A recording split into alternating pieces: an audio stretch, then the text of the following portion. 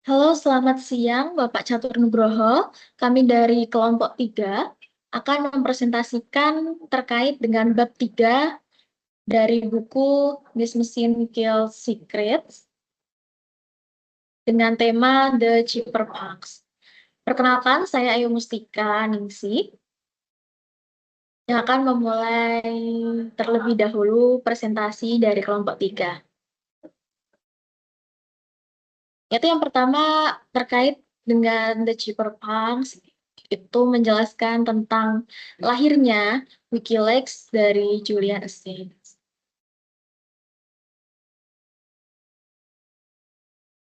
Pertama yaitu latar belakang Julian Assange. Julian Assange ini memiliki kehidupan yang nomaden dan dinamis. Julian Assange tumbuh dalam lingkungan yang dipenuhi ketidakpastian. Masa kecilnya diwarnai dengan hidup berpindah-pindah kota dan sekolah juga bersama dengan keluarganya. Pengalaman hidup yang tidak stabil ini membentuk karakter Assange menjadi pribadi yang sangat waspada, penuh kewaspadaan tinggi, serta independen sejak usia sangat dini. Lalu memiliki trauma otoritas dan kehidupan. Terdapat sikap konfrontasi aparat. Itu pengalaman emosional mendalam yang terjadi saat Assange menyaksikan ibunya berhadapan langsung dengan instansi aparat negara akibat membantu aktivis anti nuklir. Dan juga terdapat sikap anti-otoritas. Nah, peristiwa masa kecil tersebut menanamkan keyakinan yang mendalam bahwa institusi kekuasaan tidak selalu berpihak pada kebenaran, menjadi dasar psikologi sikap anti-otoritasnya. Lalu komputer sebagai ruang logisnya Assange.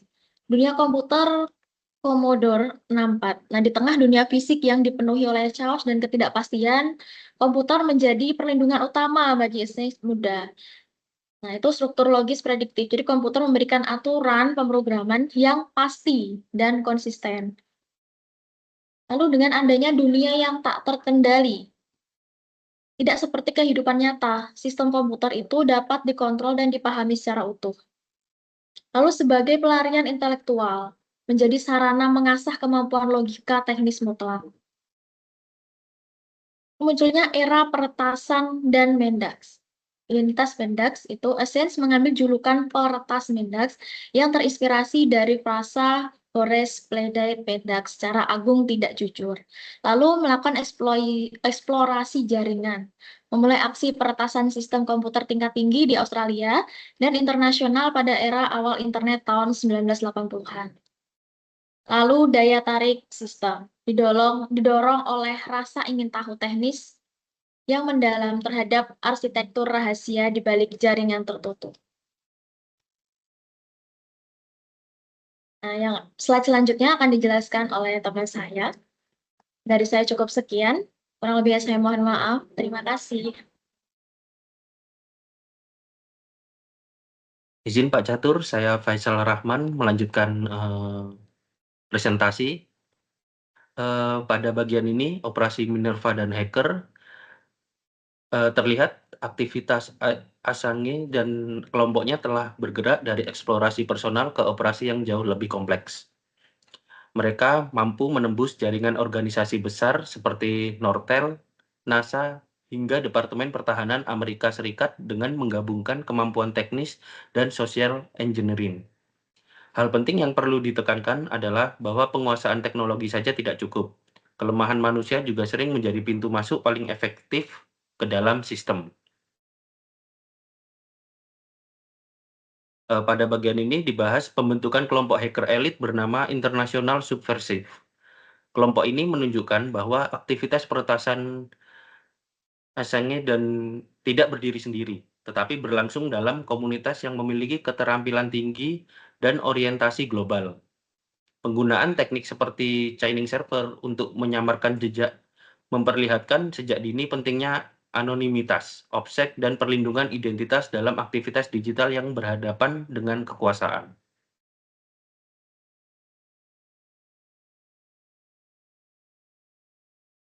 Di sini dijelaskan bahwa dunia hacker yang diikuti Assange memiliki kerangka etik internal. Tiga prinsip utamanya adalah tidak merusak sistem, tidak mengubah data, dan membagi informasi secara bebas tanpa motif keuntungan finansial. Prinsip-prinsip ini penting karena menunjukkan bahwa dalam pandangan mereka, akses terhadap informasi dapat dibenarkan secara moral selama tidak dilakukan untuk sabotase, pencurian, atau kerusakan yang bersifat destruktif.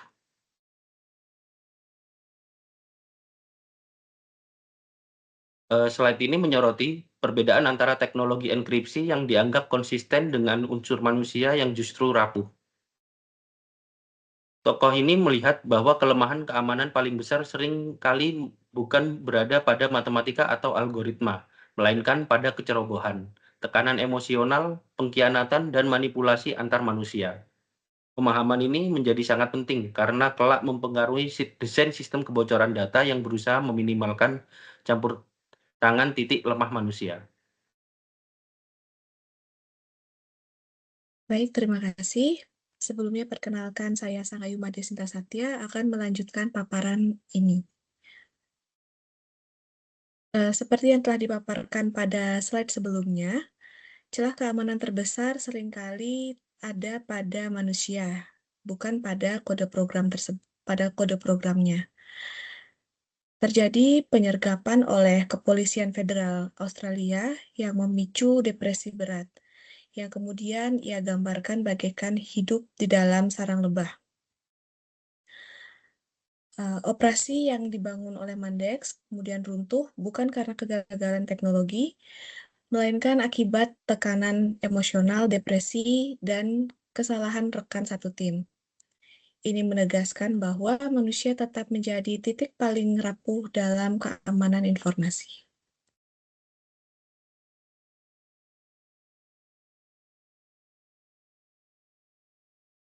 Kemudian, akibat dari penyergapan tersebut, Mandex dijatuhi 24 dakwaan peretasan sistem. Meskipun mengaku bersalah atas 24 dakwaan peretasan sistem ini, hakim memberikan hukuman denda ringan karena mengakui bahwa motivasi dasarnya adalah rasa ingin tahu intelektual, bukan niat jahat kriminal. Proses hukum menjadi titik balik yang penting bagi Mandex. Hakim menilai tindakan Assange didorong oleh idealisme kebebasan informasi, bukan motif finansial. Hal ini memberi ruang baginya untuk bertransformasi menjadi figur publik yang lebih ideologis.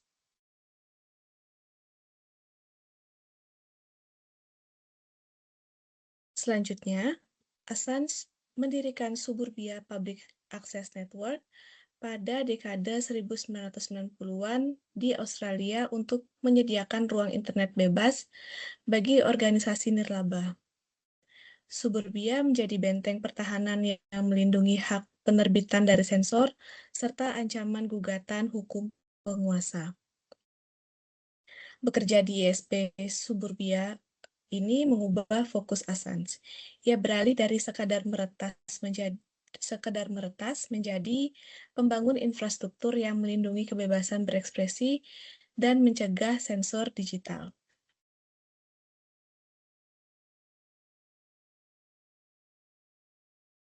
Kemudian, pada tahun 1993, Assange mulai aktif bergabung dalam gerakan cyberpunks bersama para ahli kriptografi dunia. Adapun prinsip utama dari cyberpunks ini yaitu privasi dicapai lewat tindakan teknis nyata. Kemudian juga matematika senjata aktivisme menggunakan kriptografi kunci publik atau Pretty Good Privacy atau PGP. Dan juga perlindungan individu menjadi privasi warga dari pengawasan massal negara. Bergabung dengan mailing list cyberpunks, Assange mulai menemukan gagasan bahwa privasi harus dijamin secara matematis melalui enkripsi kuat, bukan bergantung pada janji politik atau niat baik negara. Baik, sekian yang bisa saya sampaikan. Selanjutnya akan dilanjutkan oleh rekan saya.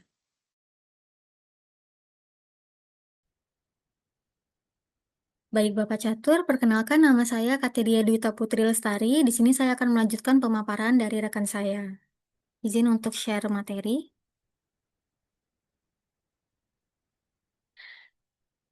Nah, jadi selain terbentuk melalui komunitas cyberpunks, pandangan Assange mengenai teknologi juga dipengaruhi oleh pengalaman akademis dan sikap etikanya terhadap ilmu pengetahuan. Nah, di sini awalnya Assange sempat menempuh pendidikan di Universitas Melbourne, studi matematika dan fisika, untuk memperdalam pemahaman dasar ilmunya. Namun, ketika Assange mengetahui bahwa kompetisi fisika yang diikutinya disponsori oleh Departemen Pertahanan Militer, ia memilih untuk keluar dari kampus dan menolak kerjasama militer. Nah, penolakan ini menunjukkan sikap etis Assange terhadap sains, di mana ia menolak keras ilmu pengetahuan dijadikan alat pembunuhan atau perancangan senjata penguasa. Nah, landasan etis inilah yang kemudian mempengaruhi cara Assange untuk memandang suatu informasi, bukan sekedar kumpulan data, tetapi sesuatu yang harus dianalisis untuk menemukan kenyataan yang disembunyikannya. Assange menganggap dokumen rahasia yang bocor sebagai potongan teka-teki yang harus disatukan untuk melihat gambaran utuh. Dari sini nanti akan ditemukan suatu pola kebocoran data. Nah, kemudian pola tersebut dilakukan proses dekode kompleksitas. Pada proses ini diperlukan keahlian analisis yang tinggi untuk membaca pesan tersembunyi di balik data pemerintah. Karena biasanya data ini menggunakan istilah teknis, kode, singkatan, atau susunan informasi yang mungkin sulit dipahami oleh masyarakat umum. Nah, dari proses inilah kemudian dokumen rahasia dapat menyingkap realitas dan membuka tirai propagandis yang sengaja dibangun oleh pemerintah. Sehingga publik bisa melihat nih perbedaan antara narasi yang disampaikan secara resmi oleh pemerintah dengan realitas yang sebenarnya terjadi. Nah, namun, agar informasi seperti ini dapat sampai kepada publik, diperlukanlah suatu sistem penerimaan dan penerbitan dokumen yang aman. Di sini terdapat perbedaan antara model awal yang sebelumnya digunakan, yaitu Cryptom, dengan model yang kemudian dikembangkan, yaitu Wikileaks. Nah, pada slide ini kita dapat melihat nih perbedaan antara Cryptom yang didirikan oleh John Young dengan Wikileaks yang dikembangkan oleh Julian Assange. Pertama, dari sisi arsitektur pengiriman, Cryptom menerima dokumen secara manual melalui email. Cara ini mungkin relatif lebih sederhana, tetapi justru lebih rentan karena jejak pengirim dapat tertinggal. Sementara Wikileaks dirancang menggunakan sistem Dropbox terenkripsi secara otomatis untuk mengurangi resiko pelacakan terhadap sumber informasi. Kedua, dari tingkat anonimitas. Pada Cryptom, keamanan identitas masih sangat bergantung pada kehati-hatian pengirim. Jadi, kesalahan kecil dalam mengirimkan dokumen dapat membuka identitas sumber. Sedangkan Wikileaks sudah menggunakan kriptografi untuk memberikan perlindungan anonimitas yang jauh lebih kuat. Ketiga, perbedaan dalam proses verifikasi. Cryptom cenderung mempublikasikan dokumen dalam bentuk mentah tanpa banyak proses penyaringan, sedangkan Wikileaks mengembangkan mekanisme verifikasi kunci dan kuraksi redaksional sebelum informasi disebarluaskan. Dan terakhir, perbedaan pada jangkauan media. Cryptom lebih dikenal dalam lingkungan yang terbatas, terutama di kalangan akademisi dan pemerhati kebebasan informasi. Sedangkan Wikileaks sudah membangun jaringan publikasi yang mampu menghasilkan dampak media secara global. Nah, meskipun teknologi anonimitas ini terus dikembangkan, sejarah menunjukkan bahwa sebuah sistem dapat tetap runtuh apabila seluruh data dan kendalinya terpusat hanya pada satu tempat. Nah, di sini kita bisa melihat salah satu contoh penting dalam sejarah anonimitas digital, yaitu layanan anon.pinet.fi yang dikembangkan oleh Johan Helsinius di Finlandia. Jadi pada era 1990-an, layanan ini sempat menjadi salah satu server remailer anonim yang paling populer. Sistem tersebut memungkinkan seseorang untuk mengirim pesan tanpa memperlihatkan identitas secara langsung kepada penerima. Nah, namun kasus ini juga menunjukkan kelemahan mendasar dari sebuah sistem yang terpusat. Jadi ketika muncul gugatan dari gereja Scientology, aparat kepolisian dapat melakukan tindakan hukum dan menyita basis data yang tersimpan di server tersebut. Artinya, meskipun pengguna merasa anonim, informasi yang dapat menghubungkan mereka dengan aktivitasnya masih tersimpan pada satu pusat kendali. Nah, peristiwa ini memberikan pelajaran yang penting bahwa anonimitas tidak cukup hanya dengan menyamarkan nama atau alamat pengirim. Namun sistem juga harus dirancang agar tidak memiliki satu titik pusat yang mudah ditekan, disita, atau dipaksa untuk menyerahkan data oleh pihak berwenang. Dengan demikian, runtuhnya PNET ini menjadi bukti bahwa desain teknologi sangat menentukan kekuatan perlindungan identitas. Kegagalan sistem terpusat tersebut kemudian mendorong pencarian metode pengiriman pesan yang lebih tersebar dan lebih sulit dilacak. Nah, untuk materi berikutnya akan disampaikan oleh rekan saya. Terima kasih. Assalamualaikum warahmatullahi wabarakatuh. Perkenalkan, nama saya Rivaldi. Untuk yang selanjutnya adalah sistem remailer digital. Kegagalan Panet mendorong lahirnya teknologi yang lebih aman, seperti remailer berlapis McMaster. Sistem ini mengacak dan menyembunyikan lalu lintas pesan agar pengirim dan penerima tidak dapat dilacak. Langkah pertama adalah cypherpunk remailer. Pesan dikirimkan melalui rantai node terenskripsi untuk menghapus semua header identitas asal pengirim. Yang kedua, MixMaster protokol menambahkan enskripsi berlapis dan ukuran paket acak untuk mencegah analisis lalu lintas jaringan oleh intelijen.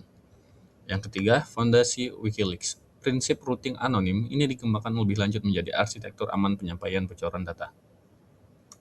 Selanjutnya, Jim Bell mengusulkan gagasan ekstrim berupa pasar gelap anonim untuk mendanai pembunuhan pejabat korup. Ide ini ditolak keras oleh mayoritas cyberpunk karena dinilai berbahaya dan tidak bermoral.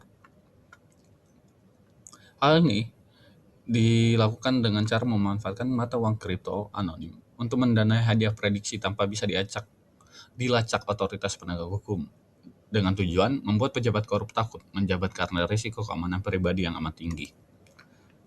Lainnya, gagasan radikal Bell memicu penggeledahan FBI dan pemenjaraan. Kasus Bell menjadi simbol perselisihan keras antara pendukung kebebasan digital dan pemerintah dalam apa yang disebut perang kripto. Kasus Bell memperlihatkan pertempuran sengit dalam crypto wars antara kebebasan kode matematis individu melawan dominasi monopoli hukum negara. Selanjutnya, peran John Young dan Cryptome. Pelopor terbuka whistleblowing. Arsitek John Young mendirikan Cryptome.org pada tahun 1996 sebagai repositori dokumen rahasia pemerintah dan korporasi pertama di internet. Cryptome menjadi cetak biru awal bagi Assange dalam merancang platform transaksi publik berskala global. Cryptome.org membuktikan pada dunia bahwa dokumen rahasia pemerintah dapat dipublikasikan secara meluas di internet. Tentang software Rubberhose, Deniable Encryption ciptaan Assange. Perangkat lunak terobosan yang dirancang untuk melindungi aktivis HAM dari interogasi paksaan dan siksaan. Bisa disebut dengan Rubberhose Cryptanalysis. Yang pertama adalah fungsinya penyembunyian data rahasia. Dia menyimpan beberapa aspek folder terenkripsi dalam satu drive fisik. Selanjutnya adalah pemberian password palsu. Pengguna dapat memberikan sandi umpire tanpa membocorkan rahasia data sesungguhnya. Itulah penjelasan tentang software Rubberhose.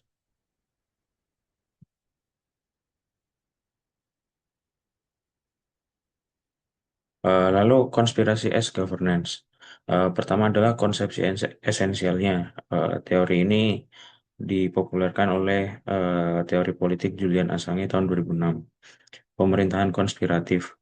Assange berargumen bahwa rezim otoriter bekerja seperti jaringan konspirasi rahasia. Kebocoran data merusak saluran komunikasi internal mereka, memicu ketakutan dan secara efektif menghancurkan efisiensi kepemimpinan rezim tersebut. Lalu pada 2006 juga ada peluncuran WikiLeaks. Timelinenya adalah di awal 2006 ada pendaftaran domain wikileaks.org dan desain arsitektur Dropbox. Lalu di akhir tahun 2006 yaitu di bulan Desember adanya publikasi dokumen pertama yaitu keputusan eksekusi Sheikh Hasan Dahir Awis. Dan di 2007 ada rilis dokumen korupsi Somalia dan manual operasional Guantanamo Bay. Di 2010 ada bocoran masif tentang collateral murder, Afghan warlocks, dan US Cable. Lalu tentang sintesis transparansi. Yang pertama adalah peretasan subversif. Keahlian teknis tinggi untuk menembus dan memahami arsitektur rahasia penguasa. Yang kedua ada kriptografi cyberpunk. Penggunaan enkripsi canggih sebagai tameng pelindung anonimitas whistleblower. Yang ketiga adalah penerbitan radikal, model penyebaran data tanpa filter langsung ke hadapan publik secara global.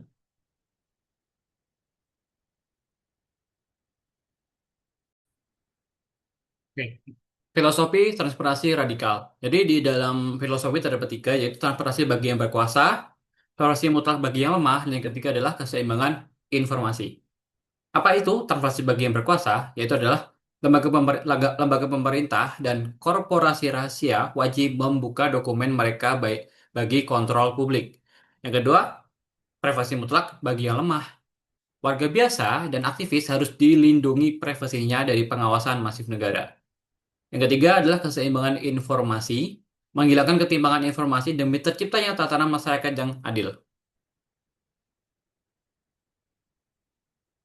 Terus, apa itu dampak dari organisasi? Terdapat dua dampak pada organisasi, yaitu yang pertama, paranoia saluran internal, yaitu kebocoran informasi memaksa organisasi otoriter memperketat komunikasi, mengurangi berbagi data internal, dan melumpuhkan efisiensi kerja mereka sendiri.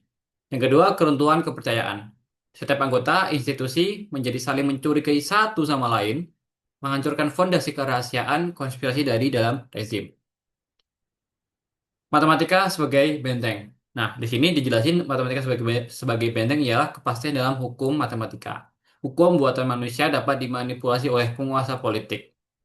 Tetapi, hukum matematika dalam enkripsi bersifat mutlak dan tidak dapat dipaksa. Enkripsi kunci publik menjamin pesan hanya bisa dibuka oleh pemegang kunci private sah. Perlindungan algoritma melindungi identitas whistleblower tanpa mempedulikan batas yurisdiksi negara. Warisan cyberpunk digital. Terdapat 3 warisan cyberpunk digital, yaitu adalah alat privasi modern, ekosistem kripto, dan standarisasi leaks. Alat privasi modern menginspirasi lahirnya jaringan Tor, aplikasi pesan terenkripsi signal, serta protokol komunikasi privat saat ini. Ekosistem kripto, gagasan uang digital anonim cyberpunk menjadi cikal bakal berkembangnya teknologi Bitcoin dan blockchain. Dan standarisasi leaks mendorong media jurnalistik utama dunia untuk menyediakan saluran aman Dropbox bagi whistleblowers. Berikut paparan dari kami. Terima kasih.